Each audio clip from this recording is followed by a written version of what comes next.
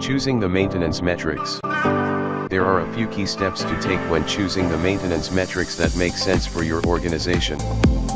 First, determine your organization's objectives.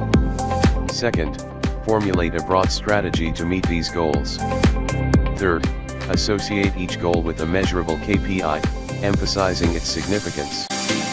Fourth, identify the individuals responsible for the plan's execution and decide on measurement and influence methods. Fifth, gather input from various stakeholders, such as technicians and operators, to pinpoint relevant processes and KPIs. Sixth, guiding you to vital metrics for your organization.